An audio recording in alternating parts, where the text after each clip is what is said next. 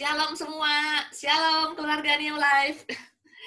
Ya, puji Tuhan ya, saya percaya setiap kita ada dalam penyertaan Tuhan. Amin. Amin. Sesuai dengan tema firman ya di bulan ini adalah hidup di dalam kasih karunia ya. Hidup di dalam kasih karunia. Pada saat kita lihat ya, kita renungkan satu tema ya, hidup dalam kasih karunia. Pasti yang ada di benak kita adalah semua hal yang baik yang sudah terjadi di dalam kehidupan kita, benar ya. Semua hal yang baik yang sudah terjadi, yang sudah kita terima sampai saat ini. Kalau umpamanya saat ini kita bisa hidup sehat, pada saat ini kita masih bisa bekerja, pada saat kita masih bisa melayani Tuhan, pada saat kita saat ini bisa berkumpul dengan keluarga, pada saat kita bisa beribadah bersama, kita mengatakan itu adalah kasih karunia Tuhan. Benar ya? Kasih karunia Tuhan melimpah di dalam kehidupan kita atas semua yang terjadi di dalam kehidupan kita karena kebaikan Tuhan. Tapi yang menjadi pertanyaan saya adalah, apakah kalau pada suatu hari ada hal-hal yang kurang baik yang terjadi di dalam kehidupan kita, kita bisa mengatakan itu adalah kasih karunia Tuhan? Seringkali kan pada saat kita bisa beraktivitas, kita sehat, kita bilang, waduh, hidupku penuh dengan kasih karunia Tuhan. Pada saat kita sehat aja kita bilang, aduh Tuhan terima kasih, anugerah-Mu melimpah dalam kehidupanku. Tapi bagaimana kalau hal-hal yang kurang baik dalam kehidupan kita? Tetapkah kita bisa mengatakan bahwa itu adalah kasih karunia Tuhan dalam kehidupan kita? Nah, sekarang kita sama-sama belajar ya. Kita sama-sama belajar, kalau kita belajar tentang kasih karunia, kita banyak belajar dari Rasul Paulus ya. Dari Rasul Paulus yang kita sama-sama tahu, Rasul Paulus adalah pemberita dari kasih karunia itu sendiri ya. Pemberita dari kasih karunia itu sendiri, dan Rasul Paulus itu pun, beliau ada yang menulis perjanjian baru. 2/3 perjanjian baru itu ditulis oleh Rasul Paulus. Cuma kalau kita lihat semua kitab rata-rata yang ditulis oleh Rasul Paulus, beliau bercerita tentang kehidupannya, pelayanannya, terutama dalam masalah dia melayani, pada saat dia memberitakan Injil, yang terjadi adalah bukan hal-hal yang baik yang dia terima, ya kan, bukan hal yang baik, tapi banyak surat-surat Paulus ditulis pada saat Paulus berada di penjara, seperti itu ya. Bukan pada saat dia hidup senang, pada saat dia di penjara. Sehingga kalau kita ngomong Rasul Paulus, kadang-kadang yang ada dalam pikiran kita adalah, waduh, keren banget. Kita melihat pelayanan Rasul Paulus tuh keren banget ya, luar biasa banget gitu loh. 4 jempol mungkin kita bisa katakan untuk pelayanan Rasul Paulus. Tetapi kita juga bisa lihat bahwa penderitaannya juga luar biasa dahsyat banget ya. Penderitaan yang dialami oleh Rasul Paulus tuh keren banget juga seperti itu. Nah, kalau kita sama-sama lihat di Filipi 1 ayat 12 sampai 26, nggak usah dibuka ya. Filipi 1 ayat 12 sampai 26, kita lihat di sana berikutnya adalah kesaksian Paulus di dalam penjara. Apa yang terjadi di dalam kehidupannya pada saat beliau di dalam penjara. Kesaksian dia menulis apa yang terjadi. Dan kalau kita lihat berikutnya di Filipi 1 di 27 sampai ayat 27 sampai 30, berikutnya dikatakan nasihat dari Rasul Paulus supaya apa? Tetap berjuang. Kalau di ayat sebelumnya 12 sampai 26 dikatakan kesaksiannya di dalam penjara, berikutnya dia menulis tentang nasihat supaya tetap berjuang. Karena kita lihat penderitaan Rasul Paulus begitu luar biasa, tetapi yang kita lihat meskipun penderitaannya yang begitu besar, tidak pernah kita lihat bahwa Rasul Paulus dikatakan menyerah. Tidak pernah dikatakan dia berhenti memberitakan firman. Tidak pernah dikatakan penderitaannya itu menyurutkan, memadamkan keinginannya, kerinduannya untuk tetap menyampaikan kabar baik itu. Melainkan dia tetap maju terus. Meskipun kadang-kadang pada saat dia maju, dia tahu penjara ada di depan matanya, seperti itu ya. Dia tetap maju memberitakan Injil, dia tidak pernah menyerah, seperti itu ya. Itu kalau kita lihat ya di nasihat untuk tetap berjuang di Filipi 1 ayat 27 sampai 30, nanti Bapak Ibu bisa baca di rumah. Saya pengen membacakan di versi bahasa Indonesia masa kini. Itu bagus banget gitu loh ya. Saya akan membacakannya untuk Bapak Ibu Saudara. Kalau mungkin di di Alkitab kita yang di handphone ya ada ya terjemahan bahasa Indonesia sehari-hari dikatakan mulai ayat 27. Nah, yang penting sekarang ialah bahwa kalian hidup sesuai dengan apa yang dituntut oleh kabar baik tentang Kristus itu. Katakan, jadi kita hidup sesuai dengan apa yang dituntut oleh kabar baik tentang Kristus itu. Dengan demikian, entah saya dapat berjumpa denganmu atau tidak, saya akan mendengar bahwa kalian teguh bersatu dan berjuang bersama-sama untuk hanya satu maksud dan satu keinginan, yaitu untuk kepercayaan yang sesuai dengan kabar baik dari Allah itu. Itu yang dinasihatkan oleh Rasul Paulus di tengah penderitaannya, di tengah keadaannya di dalam penjara ya. Terus berikutnya dikatakan gini, ini yang luar biasa ya. Hendaklah kalian selalu berani, jangan takut terhadap lawan-lawanmu. Dengan demikian kalian menunjukkan bahwa mereka pasti akan kalah, dikatakan.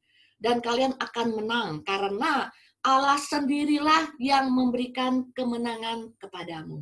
Katakannya, jadi Allah sendiri yang memberikan kemenangan kepada kita, dikatakan seperti itu. Jadi kita jangan takut, jangan merasa kalah terhadap lawan-lawan karena Allah sendiri yang memberi kemenangan terhadap kita.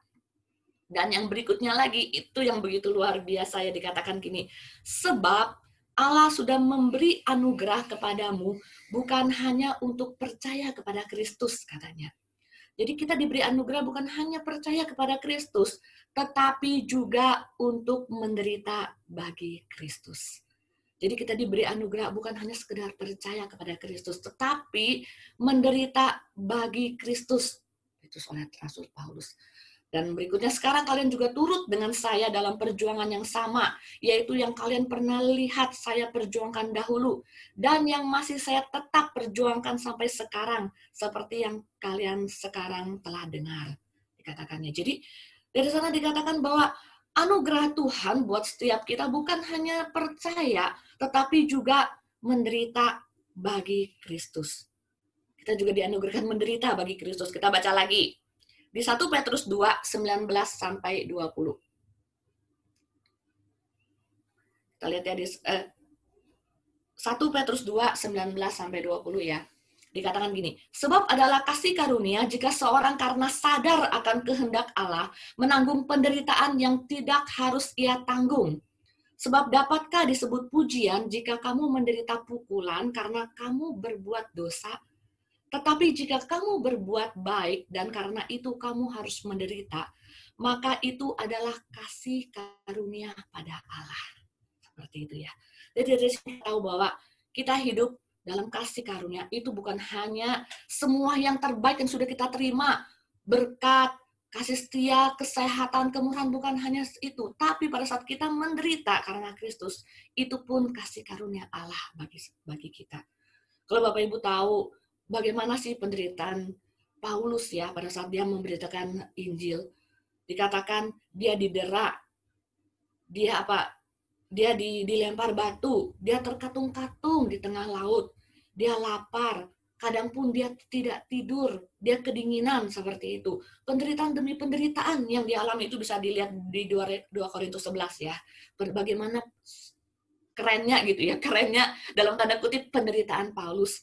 Tetapi itu tidak pernah menyurutkan kerinduan, perjuangan dia pada saat dia memberitakan kabar baik kepada setiap kita, seperti itu ya. Dan kalau kita lihat yang tadi di 1 Petrus 2 dikatakan pada saat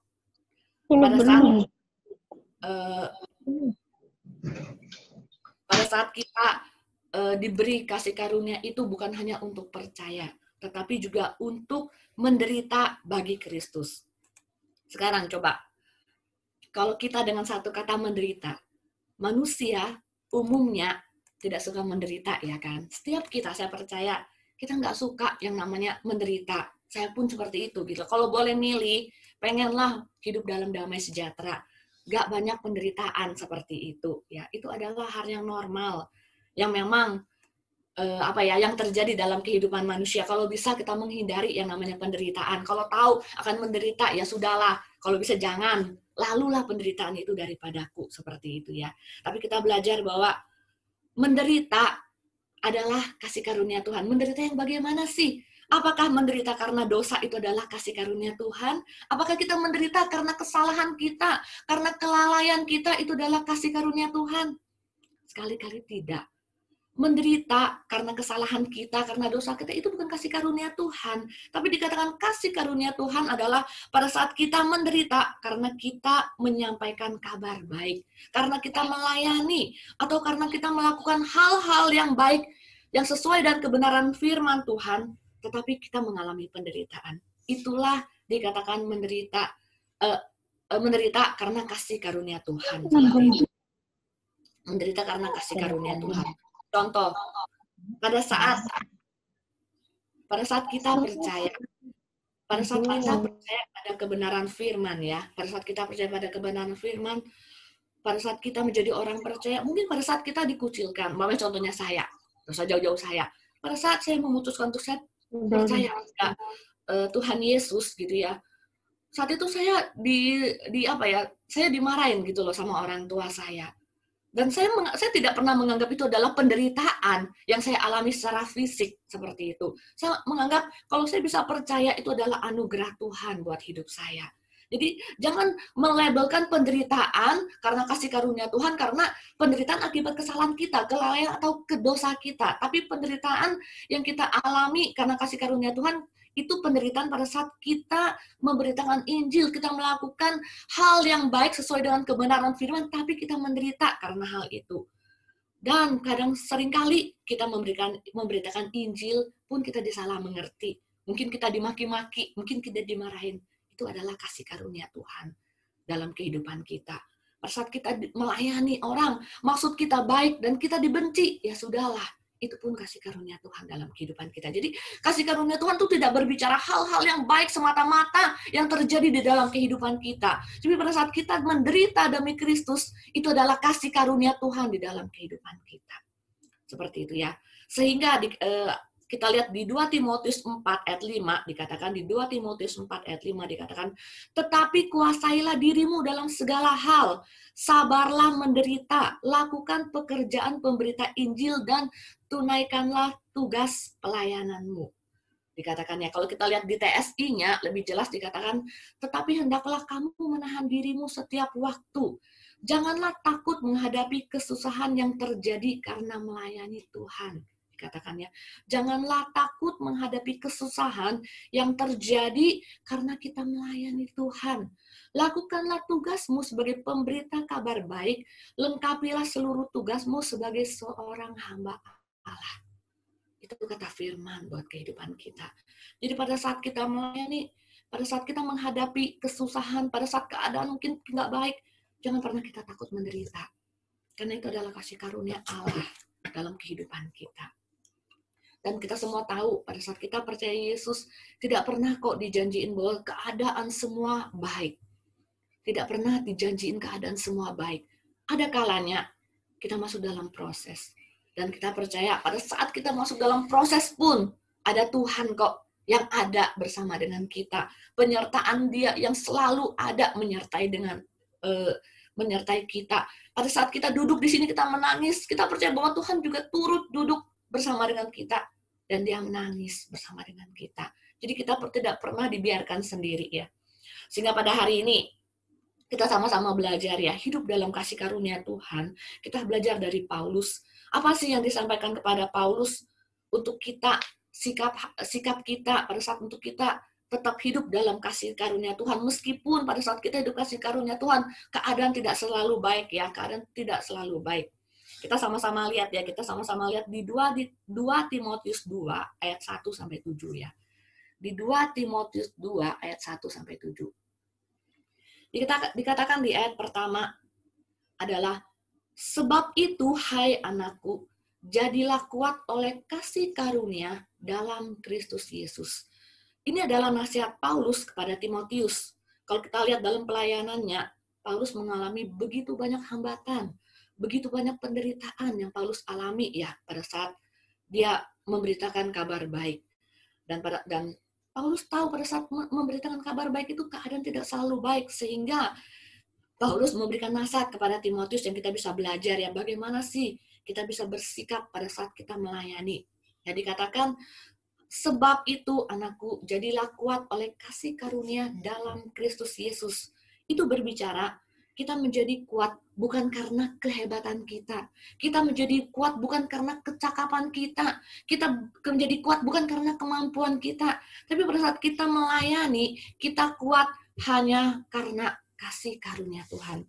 Saya begitu senang ya dengan New Living Translation ya, yang kalau Bapak Ibu punya Alkitabnya bisa dilihat ya. Dikatakan kayak gini ya, Timothy, my dear son, dia lebih spesifik ya, Timothy, my dear son ya, Timotius, be strong, dikatakan be strong through the grace, be strong to the grace, jadilah kuat di dalam kasih karunia that God gives you, yang Allah berikan kepada kita. Jadi jadilah kuat di dalam kasih karunia yang Allah berikan kepada kita in Christ Jesus, di dalam Yesus Kristus. Jadi dikatakan jadilah kita kuat di dalam kasih karunia yang Tuhan berikan. Jadi kasih karunia yang Tuhan berikan kepada kita itu hanya di dalam Yesus Kristus. Itu begitu keren banget gitu loh terjemahannya ya. Jadi jadilah kuat di dalam kasih karunia yang Tuhan berikan di dalam Yesus Kristus. Jadi kalau kita sama-sama belajar gitu, kalau kita melayani, kalau kita mengalami hal-hal yang kurang baik, jadilah kuat di dalam kasih karunia, bukan karena kemampuan kita, bukan karena kekuatan kita, tapi itu semata-mata karena kasih karunia Tuhan. Semata-mata hanya kasih karunia Tuhan. Terus kita lanjutkan ya. Di ayat berikutnya, apa yang telah engkau dengar daripadaku di depan banyak saksi, percayakanlah itu kepada orang-orang yang dapat dipercayai, yang juga cakap mengajar orang lain. Di ayat berikutnya, ayat ketiga, ikutlah menderita sebagai seorang prajurit yang baik dari Kristus Yesus. Katakan Paulus seperti itu ya. Dan ayat keempat kita lihat, seorang prajurit yang sedang berjuang tidak memusingkan dirinya dengan soal-soal penghidupannya, supaya dengan demikian ia berkenan kepada komandannya. Sampai sana ya, kita baca ya, sampai sana. Jadi hal yang pertama yang kita bisa belajar dari Paulus, bagaimana kita bisa bersikap pada saat kita hidup dalam kasih karunia Tuhan. Bukan berarti kita percaya bahwa Tuhan sudah menganugerahkan semua yang terbaik dan kita cuma diam aja, nggak melakukan apa-apa. Enggak ya, tapi kita belajar dari Paulus, yang dimana Paulus memberi pesan ya, dari kehidupan yang pertama adalah dari kehidupan seorang prajurit ya. Jadi dalam sharing hari ini saya memberikan tiga hal ya, saya akan membagikan 3 hal yang saya singkat dalam 3B ya. Ada 3B yang pengen saya sharingkan pada pagi hari ini. Yang B yang pertama adalah berjuang. B yang pertama adalah berjuang. Kita belajar dari kehidupan seorang prajurit. Dikatakan seorang prajurit yang sedang berjuang itu tidak pernah memusingkan dirinya sendiri soal penghidupannya.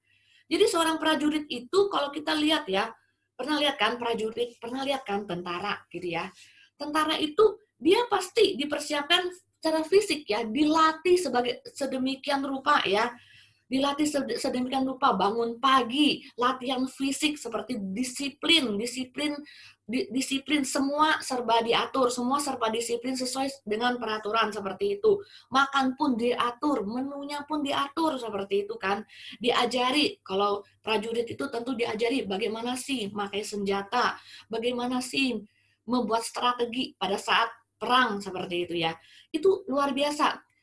Prajurit itu diajari untuk berjuang, untuk melakukan segalanya tuh untuk berjuang sesuai dengan dikatakan supaya dengan demikian ia berkenan kepada komandannya ya. Jadi mereka diajarin untuk berjuang, melakukan segala sesuatu sehingga prajurit tersebut berkenan kepada komandannya.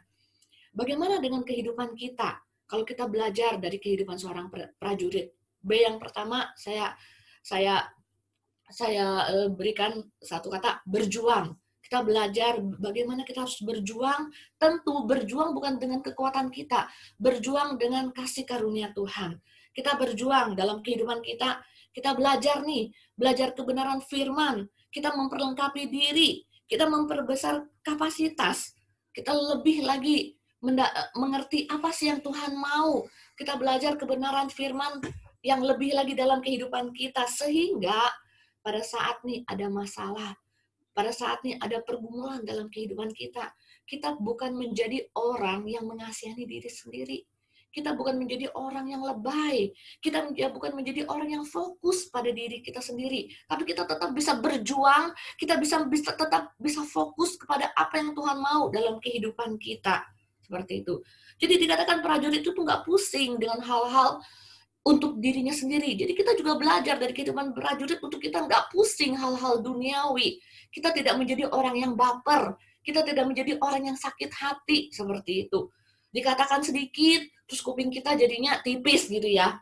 Simpan dalam hati, berperasaan, sakit hati, akhirnya rugi seperti itu ya, rugi. Kalau kita masih fokus kepada hal-hal diri kita, fokus pada diri kita tuh rugi, capek seperti itu, capek. Maka sering saya pribadi pada saat saya mendengar hal-hal yang kurang baik, pada saat saya tahu hati saya itu mulai jengkel, pada saat saya tahu hati saya ini mulai kesal seperti itu, saya sering menyadari gini, kalau Tuhan Yesus ada dalam pihak saya, Tuhan Yesus sekarang ada, apa sih yang Tuhan Yesus lakukan pada saat Tuhan Yesus mengalami seperti apa yang saya alami? Dan saya tentu dengan mudah saya mendapat jawaban. Tuhan Yesus nggak akan berperasaan seperti saya. Tuhan Yesus nggak akan kesal kok. Tuhan Yesus nggak akan sakit hati. Gitu ya. Tuhan Yesus, ya sudah, orang mau ngomong apa, terserah. Kita sudah nggak memusingkan orang mau ngomong apa tentang kehidupan kita. Kita tidak memusingkan hal-hal yang bersifat duniawi dalam kehidupan kita. Karena kita percaya bahwa pada saat kita terima Tuhan Yesus, hidup yang kita hidup itu bukan kita lagi. Kalau saya bukan diri Ervi lagi, tetapi Kristus yang hidup di dalam kehidupan kita. Jadi kita belajar dari kehidupan seorang prajurit untuk berjuang, melakukan segalanya untuk kemuliaan nama Tuhan Yesus. Jangan pernah mundur. Kalau seorang prajurit pada saat sebelum berperang, dia mundur, prajurit itu tidak akan menang. Begitupun dengan kita. Baru ada persoalan kecil, kita sudah baper, kita sudah mundur, kita sudah sakit hati, gitu ya. Kita sudah kesal, kita rugi, gitu ya. Seperti kita kalah sebelum berperang, ya kan? Jadi kita sama-sama kita belajar dari kehidupan seorang prajurit adalah, yuk kita berjuang. Kita berjuang. Dengan apa? Pada saat ini kita bisa belajar kebenaran firman, kita perlengkapi diri, kita perbesar kapasitas kita. Sehingga apa? Apapun yang terjadi dalam kehidupan kita, kita tidak menjadi orang yang mengasihani diri kita sendiri. Kita tetap berjuang sampai pada masa kesudahannya. Pada saat saya mempersiapkan sharing ini, saya ingat dengan perkataan Ko Budi. Ko Budi pernah ngomong sama suami saya, dia ngomong gini, Susilo, kamu mau mempersiapkan keluarga New Life berada di kapal pesiar atau di kapal perang seperti itu? Kamu mau mempersiapkan keluarga New Life untuk berada di kapal pesiar apa berada di kapal perang? Pada saat saya dengar, pertama saya nggak nyantol seperti itu. Kok Ko Budi mengkasih ilustrasi bahwa satu kapal pesiar, satu kapal perang. Seperti itu ya. Setelah itu baru Ko Budi bilang gini, kalau kamu mempersiapkan keluarga New Life tetap berada di kapal pesiar, mungkin kehidupannya enak-enak aja. Mereka menikmati semua anugerah Tuhan. Seperti itu ya.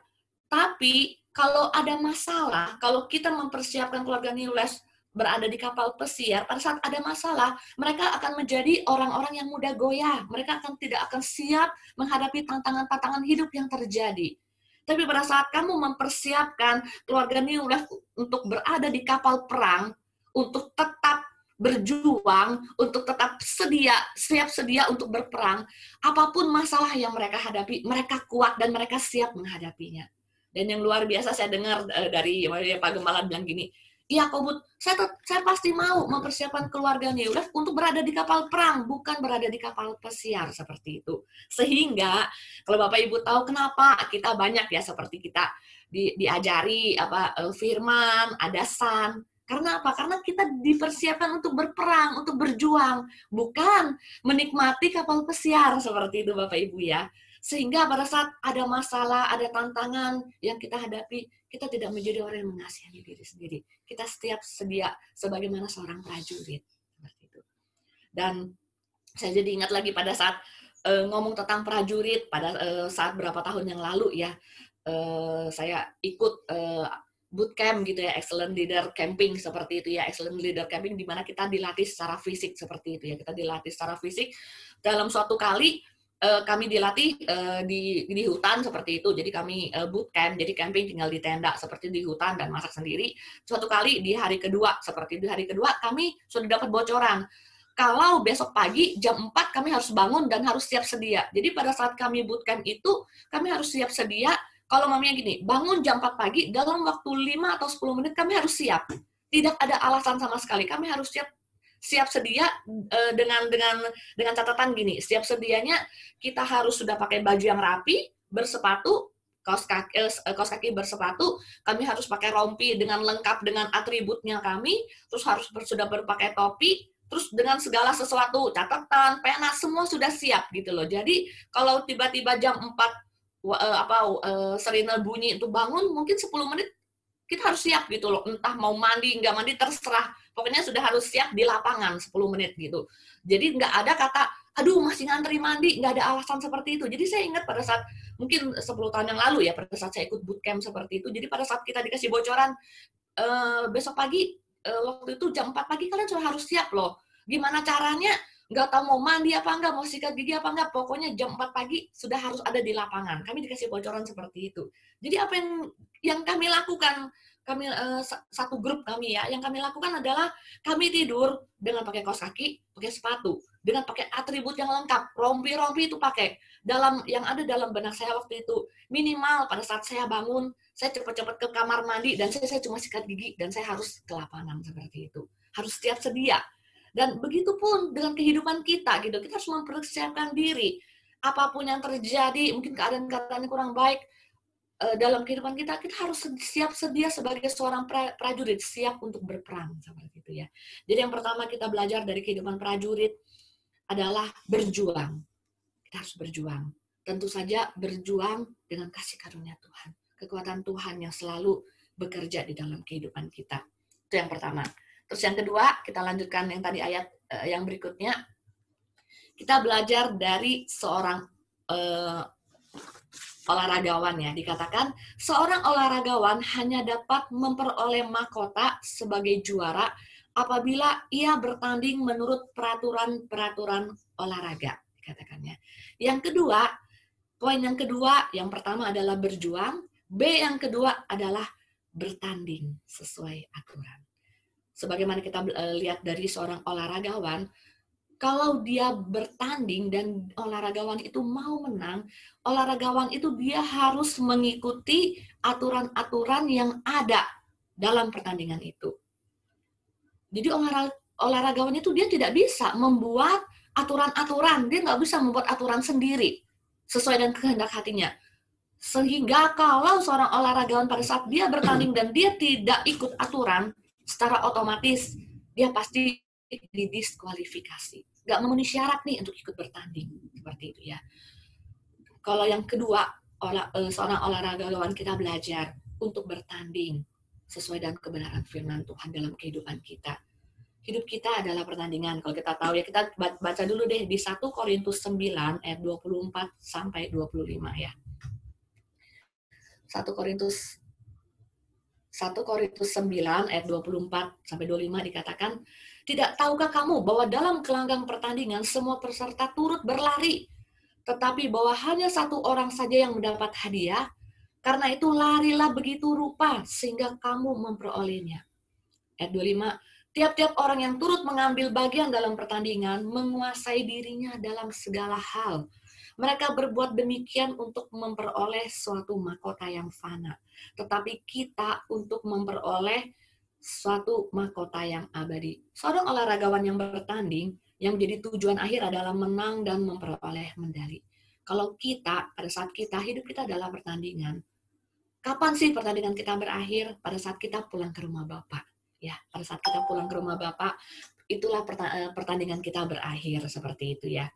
Jadi kita belajar gitu ya. Pada saat kita bertanding, kita enggak cari medali, tetapi dikatakan yang kita pada saat kita bertanding dalam kehidupan ini adalah untuk memperoleh satu mahkota yang abadi. kita bertanding untuk memperoleh kekekalan seperti itu. Dan tentunya kita tahu bahwa kita bertanding kita tidak bisa dengan kekuatan kita.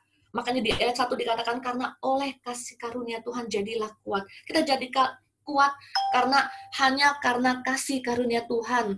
Kalau dengan kemampuan kita, mungkin pada saat kita bertanding di tengah jalan, mungkin kita akan menyerah seperti itu ya, kita akan menyerah.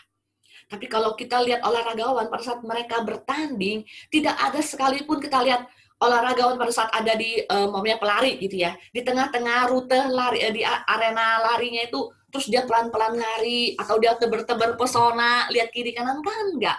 Dia fokus pada depan bagaimana caranya dia berusaha berlari sampai ke garis finish seperti itu ya.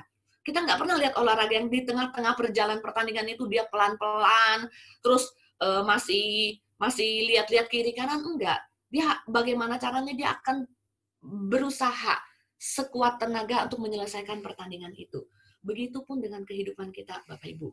Mungkin banyak masalah, mungkin ada pergumulan yang membuat kita itu kadang-kadang ibaratnya kita jalan, tetapi tertatih-tatih jalan kita, bahkan terseot-seot, bahkan sampai kita itu harus ngesot, bahasa-bahasa jeleknya, harus ngesot pun. Kita harus tetap maju, kita harus tetap berjuang, kita harus tetap bertanding sampai pertandingan ini selesai, sampai pada akhir kehidupan kita. Karena apa? Pada saat kita, meskipun kita tertatih-tatih, kita tahu bahwa ada tangan Tuhan yang selalu memberikan kita kekuatan. Dia tidak pernah membiarkan kita sendirian. Kalau Bapak Ibu pernah beberapa waktu yang lalu ya, pada saat Pak Gembala sharing firman, terus dia ada memberikan satu cuplikan video tentang seorang olahragawan yang lagi lari gitu ya. Singkat cerita dia lagi ikut pertandingan lari, dia lari di tengah pertandingan itu kakinya kram, rasanya ototnya itu kram apa gimana gitu ya. Akhirnya dia stop gitu ya, dia stop sementara lawan-lawannya tetap berlari. Terus singkat cerita kayaknya ada bapaknya yang ada di pinggir, bapaknya juga seorang pelari, dia ada di pinggir melihat. Dan dengan berbagai cara, papanya akhirnya masuk ke arena lari itu dan membawa anaknya. Dan singkat cerita dikatakan waktu itu anaknya itu disuruh, ya sudah kamu gak usah tanding lagi mungkin gitu ya. Ya sudah, karena kakinya sudah sakit, tidak mampu lagi, susah gitu loh untuk menyelesaikan pertandingan. Tapi dikatakan anak itu bahwa karena dia sudah memulai pertandingan ini, meskipun dengan kaki yang sakit, meskipun kakinya tuh mungkin kekuatannya sudah beda ya, sudah nggak bisa maksimal untuk menyelesaikan pertandingan, tapi dia bilang, saya harus berusaha untuk mengakhiri pertandingan ini sampai garis finish, dikatakan gitu. Jadi singkat cerita, kalau waktu itu videonya, papanya itu akhirnya memapah anaknya yang pelari itu berlari bersama dia sampai pada garis finish. Meskipun tidak menang, pada saat itu dikatakan dia tetap memperoleh penghargaan kali ya, tapi dia bukan pemenang seperti itu. Karena apa? Melihat semangatnya gitu loh, melihat sikap hatinya yang tetap mau mengakhiri pertandingan meskipun keadaannya tidak memungkinkan untuk mengakhiri pertandingan gitu. Begitupun dengan kehidupan kita. Saya tahu pada saat kita hidup mesti banyak pergumulan seperti itu. Pada saat kita mau melayani, kita mau memenuhi panggilan Tuhan, mungkin banyak tantangan yang kita hadapi. Mungkin kita harus bertatih-tatih, tapi yuk kita belajar tidak menyerah sebelum pertandingan itu berakhir. Kita bertanding sesuai dengan kebenaran firman Tuhan.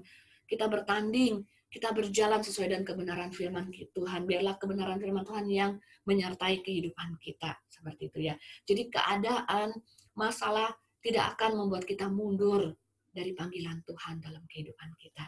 Jadi hal yang kedua adalah, yang pertama adalah berjuang, yang kita belajar dari seorang prajurit. Yang kedua adalah bertanding sesuai dengan aturan yang kita sudah pelajari dari seorang olahragawan. Dan B yang terakhir, yang ketiga, kita lihat lagi ya di ayat berikutnya.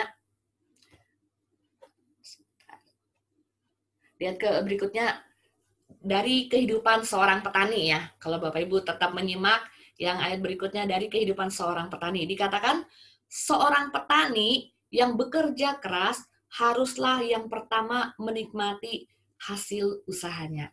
Jadi B yang ketiga adalah bekerja keras. Yang pertama berjuang, bertanding, yang ketiga adalah bekerja keras. Kalau kita lihat dalam kehidupan seorang petani, di mana pada saat dia mau belajar menanam, dia nggak semerta-merta langsung menabur benih. Tapi awalnya dia harus buka lahan. Setelah buka lahan, harus dicangkul, harus dibajak, harus menyingkirkan kalau ada kotoran, kalau ada batu, ada kerikil, harus disingkirkan nih dari lahan. Setelah lahan itu bersih, siap untuk ditabur benih, baru benih itu ditabur.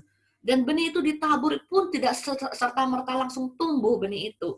Tapi benih itu pun harus dipupuk, disirami ya, kalau kita tahu dipupuk, disirami, biar benih itu bisa bertumbuh. Pada saat pertumbuhan benih itu pun tidak langsung, oh benih itu langsung tumbuh seperti itu, tumbuh terus berbuah. Enggak. Mungkin pada saat perjalanan benih itu bertumbuh, mungkin ada hama gitu ya. Ada hama-hama, ada serangga-serangga ini yang mengganggu pertumbuhannya. Kita harus bagaimana caranya? Kita harus menyingkirkan hama-hama itu, mematikan hama-hama itu, sehingga benih yang kita tabur itu bisa bertumbuh, bisa berbuah dengan lebat. Kalau kita lihat ya, kalau pada saat petani itu dia membuka lahan, menabur, terus menuai, seperti itu kelihatannya satu rutinitas ya. Bahkan kalau kita nggak sabar pun, kayaknya bosan banget ya melakukan pekerjaan petani seperti itu. Tetapi kita lihat dengan adanya kesabaran, adanya kerja keras yang ada di dalam kehidupan seorang petani, itulah dia akan mendapat hasil yang maksimal, ya kan? Bukan berarti tidak ada masalah pada saat ada hama, pada saat musim kering dan tidak ada air, dia harus gimana caranya harus tetap menyiram lahan seperti itu untuk mendapat hasil yang maksimal seperti itu ya. Tapi kerja keras petani itu tidak pernah sia-sia. Begitupun dalam kehidupan kita, Bapak Ibu. Kita bekerja keras, tentu saja kita bekerja keras, pertama kita berjuang, bertanding, dan bekerja keras, tidak akan sia-sia. Mungkin orang melihat, waduh apa sih yang kamu kerjakan, gak ada kelihatan hasilnya. Mungkin orang gak melihat, tapi Tuhan tahu apa yang kita kerjakan. Mungkin pada saat kita memberitakan Injil, dan pada saat kita cerita tentang Yesus, orang itu cuma diam aja, tidak ada reaksi apa-apa. Kadang-kadang kita merasa, waduh, kok dia nggak ada respon ya, kok dia cuma dengar-dengar aja ya. Tetap kita percaya bahwa firman yang kita tabur itu, benih yang kita tabur pada orang tersebut tidak pernah sia-sia. Mungkin bagian saya adalah menabur, mungkin bagian Ana adalah nyirami nih, di orang sama bagian dia nyiram-nyiram, bukan kita yang menuai. Oh ternyata suatu hari ketemu sama Tante Neri nih yang bagian menuai seperti itu. Ada yang menabur, ada yang menyiram, dan ada yang menuai seperti itu. Jadi segala sesuatu pekerjaan keras yang saat ini mungkin pada saat kita memberikan firman belum kelihatan hasilnya, itu bukan berarti sia-sia. Kita percaya bahwa segala sesuatu yang kita kerjakan menghasilkan kebaikan. Kalau memang itu sesuai dengan kehendak Tuhan dalam kehidupan kita. Kita baca deh di Mazmur 126 ayat 5. Coba kita lihat ya. Di Mazmur 126 ayat 5 sampai 6 dikatakan gini. Orang-orang yang menabur dengan mencucurkan air akan menuai dengan sorak-sorai. Orang yang berjalan maju dengan menangis sambil menabur benih pasti pulang dengan sorak-sorai sambil membawa berkas-berkasnya. Pada saat kita menabur, pada saat kita bekerja keras, mungkin banyak penderitaan yang kita alami. Mungkin pada saat Bapak Ibu Saudara melayani satu orang seperti itu, mungkin banyak yang harus kita korbankan. Korban waktu, korban dompet, korban tenaga, bahkan kadang korban perasaan seperti itu ya. Tapi kita belajar, tetap kita bekerja keras, tetap kita menabur, karena kerjaan kita di dalam Dia tidak akan pernah sia-sia. Tidak akan pernah sia-sia seperti itu. Jadi 3 hal ya, 3B yang kita pelajari. Yang pertama, dari kehidupan seorang prajurit kita belajar untuk berjuang. B yang pertama adalah berjuang. Yang B yang kedua, dari seorang olahragawan kita belajar untuk bertanding sesuai dengan aturan. Dan B yang ketiga adalah bekerja keras.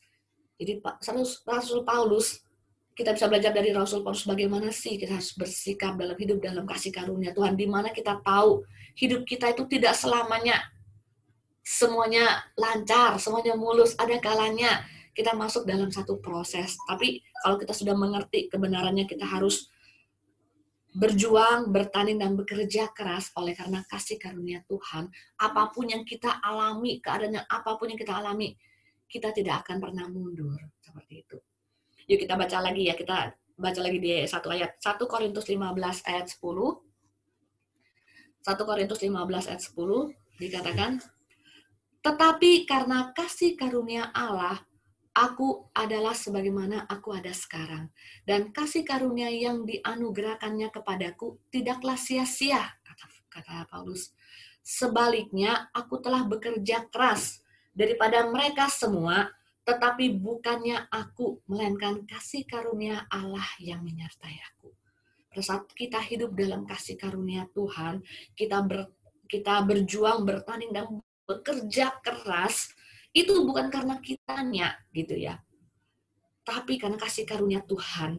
Dan dikatakan di Rasul Paulus bahwa kasih karunia itu yang dianugerahkan kepada dia tidak pernah sia-sia. Sebaliknya dikatakan Rasul Paulus, dia bekerja lebih keras daripada mereka semua. Tapi dia bekerja keras itu bukan karena bukan dia yang bekerja keras, tetapi kasih karunia Allah yang selalu menyertai Rasul Paulus, yang memampukan dia. Sehingga kalau kita lihat ya, keren banget gitu ya. Kalau kehidupan para murid, kehidupan Rasul, kita melihat pada saat mereka menyampaikan kebenaran firman, itu banyak penderitaan yang mereka alami. Bahkan akhir hidup mereka pun kita lihat bukan diakhiri dengan kehidupan yang baik. Cara meninggalnya kalau kita lihat di Alkitab ya, kebanyakan meninggalnya dengan cara-cara yang menggenaskan seperti itu ya, cara-cara yang kebangetan. Kalau dalam bahasa saya, kasihan banget seperti itu ya. Kok seperti itu? Tetapi kita lihat bahwa mereka menderita bukan karena kesalahan mereka. Mereka menderita karena mereka memberitakan Injil, karena kasih karunia Tuhan mereka mampu gitu loh. Kalau di kehidupan para rasul. Coba kita lihat satu ayat ya. Satu ayat itu begitu memberkati saya ya. Di 2 Timotius 2 ayat ke-9. 2 Timotius 2 ayat ke-9. Ayat ini begitu memberkati saya ya. Dikatakan gini, karena pemberitaan Injil inilah aku menderita. Rasul Paulus bilang, karena pemberitaan Injil inilah aku menderita. Malah dibelenggu seperti seorang penjahat, dikatakan. Karena pemberitaan Injil, Rasul Paulus menderita, bahkan dikatakan dia dibelenggu seperti seorang penjahat. Tapi yang luar biasa dikatakan, tetapi firman Allah tidak terbelenggu. Mungkin pada saat orang-orang yang memberitakan Injil, hidup mereka dianiaya, hidup mereka dikatakan dibelenggu seperti seorang penjahat. Mereka mengalami hal-hal yang kurang baik, tetapi dikatakan firman Allah tidak terbelenggu. Mungkin orang-orang bisa dianiaya, orang-orang bisa dihalangi, orang-orang bisa dibikin menderita pada saat pemberitaan Injil. Tapi yang luar biasanya, bahwa firman Allah itu tidak terbelenggu, tidak ada yang bisa menghalangi, tidak ada yang bisa menghentikan kebenaran firman Allah itu. Sampai kalau kita lihat tahu ya, kehidupan para rasul itu begitu luar biasa banget ya penderitaannya ya. Tapi dari sana kita melihat bahwa Injil, kabar baik itu tersebar di seluruh dunia dan bahkan sampai ke kita. Seperti itu begitu dahsyat seperti itu ya. Orang-orang yang memberitakan Injil mungkin mereka menderita, mungkin mereka mengalami hal-hal yang kurang baik, tetapi Injil itu sendiri tidak bisa terbelenggu, gitu. Tidak bisa dibelenggu oleh apapun, tidak bisa dibelenggu oleh perbuatan manusia, bahkan bisa tersebar sampai ke kita, sampai ke dalam kehidupan kita saat ini. Dan kita baca satu ayat lagi di Ibrani 4 ayat 12. Di Ibrani 4 ayat 12. Ini bukan ayat yang asing ya, dikatakan, sebab firman Allah hidup dan kuat dan lebih tajam daripada pedang bermata dua manapun, dikatakan. Ia menusuk amat dalam sampai memisahkan jiwa dan roh, dikatakan. Begitu dahsyatnya ya firman ya. Dia menusuk amat dalam sampai memisahkan jiwa dan roh, sendi-sendi dan sumsum, Ia sanggup membedakan pertimbangan dan pikiran hati kita. Begitu dahsyatnya firman Allah. Kita yang memberitakan, mungkin kita bisa dibelenggu, mungkin kita bisa dihentikan, mungkin kita bisa gimana caranya biar kita tidak ngomong. Tetapi kebenaran firman itu sendiri, dia tidak terbelenggu oleh apapun. Keren ya, dia tidak terbelenggu oleh apapun, sampai kapanpun, dimanapun. Kayak gitu. Jadi sungguh ayat ini kemarin saya baca itu sangat memberkati gitu ya. Kita manusianya pada saat kita punya kerinduan, mungkin kemampuan kita terbatas, mungkin banyak orang yang mencemooh kita, mungkin hal-hal keadaan mungkin seringkali tidak mendukung gitu ya. Tetapi firman Allah itu sendiri tidak pernah terbelenggu oleh apapun. Kuasanya dikatakan ia menusuk amat dalam sampai membersihkan jiwa dan roh, sendi-sendi dan sumsum. Seperti itu ya Bapak Ibu Saudara. Itu kerennya kebenaran firman Tuhan yang kita terima sampai saat ini. Dan ayat terakhir ya kita baca sama-sama kita lihat lagi di Roma 5 ayat 1.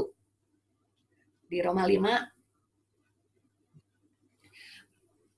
ayat 1 sampai 5 ya. Kita sama-sama menyimak ya, Bapak Ibu bisa melihat di Alkitab di rumah, dikatakan ayat 1, sebab itu kita yang dibenarkan karena iman, kita hidup dalam damai sejahtera dengan Allah oleh karena Tuhan kita, Yesus Kristus. Kita dibenarkan oleh iman, kita hidup dalam damai sejahtera karena Tuhan kita, Yesus Kristus. Ayat 1. Ayat kedua, oleh Dia kita juga beroleh jalan masuk oleh iman kepada kasih karunia ini. Di dalam kasih karunia ini kita berdiri dan kita bermegah dalam pengharapan akan menerima kemuliaan Allah. Dan di ayat ketiga kita lihat, dan bukan hanya itu saja, kita malah bermegah juga dalam kesengsaraan kita. Dikatakan ya, kita sengsara, tapi dikatakan kita malah bermegah juga dalam kesengsaraan kita. Dikatakan karena kita tahu bahwa kesengsaraan itu menimbulkan ketekunan. Dikatakan firman ya, di dalam kesengsaraan kita, kesengsaraan itu menimbulkan ketekunan dalam kehidupan kita. Dan dikatakan ketekunan itu menimbulkan tahan uji. Pada saat kita tekun, kita menjadi orang-orang yang tahan uji. Dan tahan uji menimbulkan pengharapan.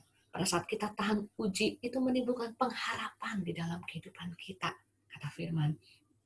Dan di ayat kelima dikatakan, dan pengharapan tidak mengecewakan, karena kasih Allah telah dicurahkan di dalam hati kita oleh Roh Kudus yang telah dikaruniakan kepada kita. Jadi pengharapan, meskipun dari awalnya dikatakan kesengsaraan itu yang akhirnya diakhiri dengan pengharapan, dikatakan pengharapan itu tidak mengecewakan, karena kasih Allah telah dicurahkan di dalam hati kita oleh Roh Kudus yang dikaruniakan di dalam kehidupan kita. Jadi pengharapan kita di dalam Tuhan itu tidak pernah dikecewakan, gitu ya, tidak pernah mengecewakan kita karena ada Roh Kudus yang dikaruniakan dalam kehidupan kita. Jadi Bapak Ibu, jadi kita hari ini kita belajar 3 hal dari kehidupan Paulus ya, bahwa kita berjuang, bertanding, dan bekerja keras di dalam kasih karunia Tuhan. Jadi dalam kita hidup dalam kasih karunia Tuhan itu bukan berarti kita sabar, kita cuma santai, tunggu dan menunggu sampai waktu kita selesai, tidak. Tapi kita mesti berjuang, bertanding, dan bekerja keras. Lebih daripada sebelumnya kita mengenal Tuhan. Dan kita percaya bahwa kasih karunia Allah yang selalu memampukan kita. Terima kasih. Sekian, Tuhan Yesus memberkati. Oke, mari kita berikan kemuliaan bagi nama Tuhan. Dan jadi kita bulan ini sudah belajar banyak hal. Dan secara khusus bahwa kasih karunia tidak berarti tidak ada tekanan dalam hidup kita.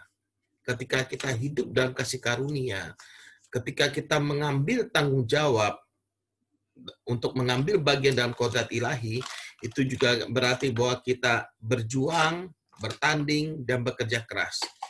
Dan memang pada saat-saat ini, pada saat-saat pandemi ini, banyak orang mencari berita-berita yang enak, yang menyenangkan telinga, gitu ya. Kamu pasti diberkati, kamu kuat, ada Roh Kudus dalam kamu, Christ in you, itu betul. Tidak ada yang salah dengan itu. Tapi saya juga memutuskan untuk kita melihat kebenaran firman secara utuh, bahwa kasih karunia Tuhan memampukan saudara dan saya untuk hidup dalam kodrat ilahi, untuk menghadapi setiap penderitaan karena pemberitaan Injil. Garis bawahi, karena pemberitaan Injil. Karena saudara hidup benar, saudara mengalami penderitaan, maka ada kasih karunia Tuhan yang tersedia di sana. Dan kalau saudara melihat hal ini, jadi jangan kita hanya berpikir kasih karunia itu hanya berkat, berkat, berkat, berkat. Berkat dalam tanda petik berkat jasmani gitu ya. Tapi kasih karunia itu juga berbicara berkat rohani memampukan saudara tetap kuat di dalam penderitaan. Makanya kalau kita lihat yang 2 Timotius tadi, kasih karunia, jadilah kuat oleh kasih karunia, itu ketika Paulus bicara tentang penderitaan. Dan dalam 1 Petrus pasal 4 ayat yang pertama, beginilah kita harus membentengi pikiran kita.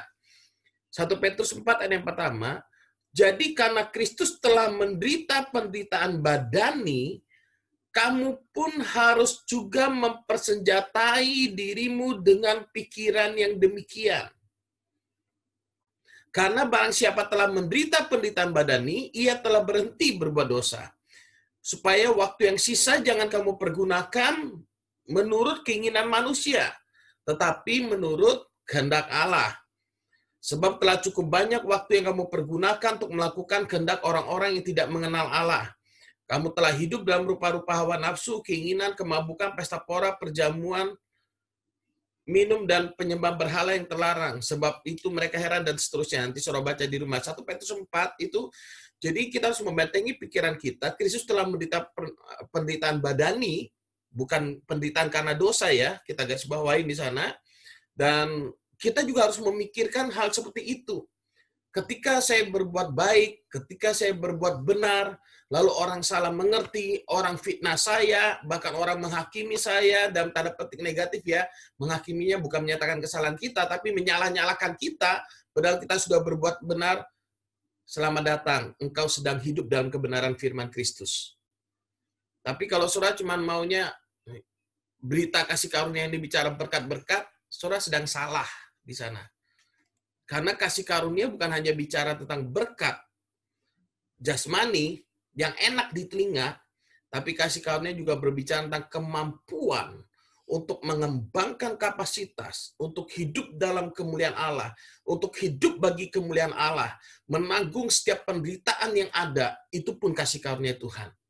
Makanya 1 Petrus 3 ayat yang ke-13, kalau tadi 1 Petrus 4 ayat yang pertama, gampang ingatnya.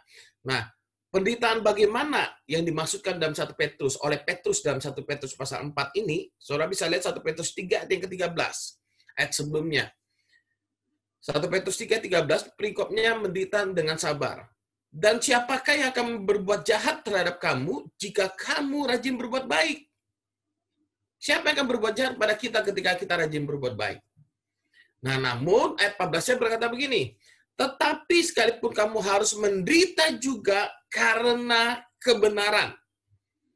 Menderita juga karena kebenaran, kamu akan berbahagia. Jadi penderitaannya di sini yang dimaksudkan penderitaan secara daging. Kita sudah mati secara daging. Itulah cara kita membentengi pikiran. Dan kalau kenyataannya dan kita masih hidup dalam daging, kita harus membentengi pikiran kita, Kristus pun telah menderita. Demikian pula kita, gitu ya. Tetapi sekalipun kamu harus menderita juga karena kebenaran, kamu akan berbahagia. Nah, ini kan kalimat kontradiksi seakan-akan kan? Menderita karena kebenaran, tetapi apa yang dirasakan? Berbahagia. Jadi menderita karena kebenaran bukan menyiksa jiwa kita. Menderita karena kebenaran kita akan berbahagia ketika pola pikir kita itu sudah benar. Ketika fokus kita itu benar. Jadi bukan mengasihani diri sendiri. Nah, kebanyakan pertempurannya adalah fokus pada diri sendiri atau fokus pada Kristus. Mengenali identitas diri atau enggak. Kita maunya diakuin, kita maunya dipuji, kita maunya dianggap, kita maunya disanjung, kita maunya dihargai. Maka orang-orang seperti gitu, saudara, dia akan cenderung kena tipu muslihat dari si jahat. Dia akan cenderung tidak kuat menghadapi penderitaan. Ketika ada serangan sedikit, maka dia bereaksi negatif. Ketika ada serangan sedikit, mulai gosip sana-sini. Jumpa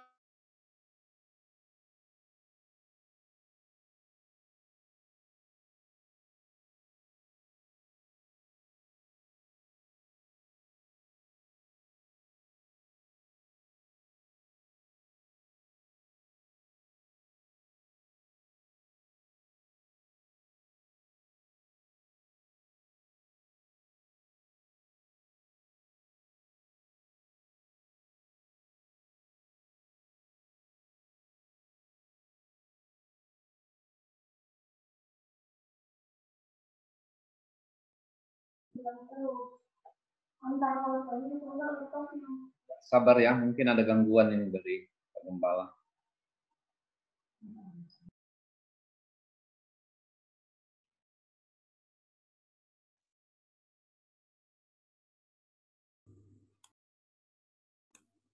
Sorry, terputus ya. Sudah bisa kedengaran suara saya? Bisa. Oke. Saya ulangi 1 Petrus 3:15. Tetapi kuduskanlah Kristus di dalam hatimu sebagai Tuhan, dan siap sedialah pada segala waktu untuk memberi pertanggungan jawab kepada tiap-tiap orang yang meminta pertanggungan jawab dari kamu tentang pengharapan yang ada padamu. Tetapi haruslah dengan lemah lembut dan hormat, dan dengan hati nurani yang murni, supaya mereka memfitnah kamu karena hidupmu yang saleh dalam Kristus menjadi malu karena fitnahan mereka itu. Sebab lebih baik menderita karena berbuat baik, jika hal itu dikehendaki Allah, daripada menderita karena berbuat jahat. Jadi luar biasa, saudara, ketika kita memahami kebenaran kasih karunia secara utuh, ini akan memampukan kita untuk bereaksi benar, menghadapi fitnahan, menghadapi tekanan, menghadapi proses, saudara, karena kita tahu ada kasih karunia Allah yang menyertai kita. Amin. Jadi, benteng dalam pikiran kita tuh harus benar, saudara. Tapi kalau kita cuma seperti kapal pesiar yang tadi dikatakan, Kobudi bilang, kalau ada perang, semua lari menyelamatkan diri masing-masing. Tapi kalau tentara enggak, mereka malah bersatu. Ada serangan musuh dari sana, kita bersatu bersama-sama. Ada serangan musuh dari sana, kita bersatu menghadapi musuh. Nah, musuh yang paling besar saat ini, yang paling sering menyerang anak Tuhan, adalah tipu muslihat. Termasuk di dalam area pengajaran-pengajaran kasih karunia, saudara. Jadi jangan terjebak di area sana, jangan terjebak dengan menafsirkan pemahaman kasih karunia ini hanya sepenggal, tapi kalau kita melihat secara keseluruhan kehidupan Kristus, itu luar biasa sekali, saudara. Dahsyat, sungguh-sungguh dahsyat. Makanya mari kita bersama-sama saat ini terus merenungkan hidup dalam kasih karunia Tuhan, dan nggak mungkin orang yang, kalau kita punya pola pikir yang benar gini, nggak mungkin kita jadi seorang yang malas atau pasif. Maksudnya begini, saudara. Setiap kali saudara menerima tanggung jawab, itu kadang menjadi beban dalam hidup saudara. Ada penderitaan yang datang. Tapi percayalah, ketika saudara mengambil tanggung jawab yang Tuhan percayakan dalam hidup saudara, maka hidupmu akan berbahagia. Jadi, jangan kita berkata, oh pelayanan tuh nggak boleh stres. Stres dalam tanda petik ya, saudara. Maksudnya ketika saudara melayani, ada beban, saudara melayani jiwa-jiwa. Ada dalam tanda petik stres, saudara mikir, kenapa ya jiwa ini kok begini, kok diajak begini kok nggak mau, apa yang harus saya lakukan supaya dia lebih baik, apa yang sebaiknya saya lakukan supaya dia makin mengenal Tuhan. Itu kan menjadi beban dalam hidup saudara. Dan dalam tanda petik seakan-akan itu bisa menjadi tekanan dan buat saudara stres. Nggak apa-apa. Biasakan hal-hal itu. Berjuang, bertanding, dan bekerja keras. Biasakan untuk hal-hal seperti itu. Saudara, misalkan contoh, Dina misalkan saya suruh, ayo Din, khotbah di hari Minggu. Kemungkinan Dina akan menjawab apa, Din? Jangan saya, Pak, belum siap, nggak bisa. Saya sudah melihat kemampuan Dina sebenarnya. Karena dia nggak mau stres, nggak bisa, Pak, nggak bisa. Dia nggak akan pernah bertumbuh. Tapi kalau dia berkata, aku nggak bisa, Pak, Bapak yakin saya yang khotbah? Iya, kamu yang khotbah. Aku nggak bisa, Pak. Tapi aku mau asal Bapak ajarin, misalkan gitu ya. Asal Bapak kasih saya contoh. Oke, saya ajarin kamu gini-gini. Woi, mau khotbah 2 bulan lagi, puasanya 2 bulan sebelumnya. Dia sudah puasa, berdoa, Tuhan khotbah saya tanggal sekian, 2 bulan lagi. Gak apa-apa. Ketika kamu mengambil tanggung jawab, kamu akan stres kelihatannya. Tapi ketika kamu setia dalam tanggung jawab yang Tuhan percayakan, percayalah kapasitasmu akan berkembang terus, bertambah terus. Jadi jangan soratikan kasih karunia itu pokoknya nggak ada stres, nikmat saja. Enggak lah. Saudara, ketika saudara mengambil tanggung jawab, saudara akan mengerti. Jadi jangan juga nunggu begini. Saya tunggu digerakkan Roh Kudus baru saya mau khotbah, Pak. Nah, 10 tahun dah digerakkan Roh Kudus, nggak mau khotbah-khotbah itu Dina nantinya. Nggak bisa begitu juga, saudara. Saudara begini, tujuan hidup, atau saya pakai ilustrasi saja. Saudara, makanan yang paling enak yang saudara sukai di Batam apa kira-kira? Aku tanya Bu Mon deh. Bu Mon, BPK paling enak di mana Bu Mon?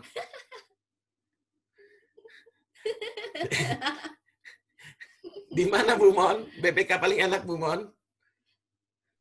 Dijawab ya Pak. Ah, di mana? Dijawab ya Pak. Di Batam di mana biar kami tahu?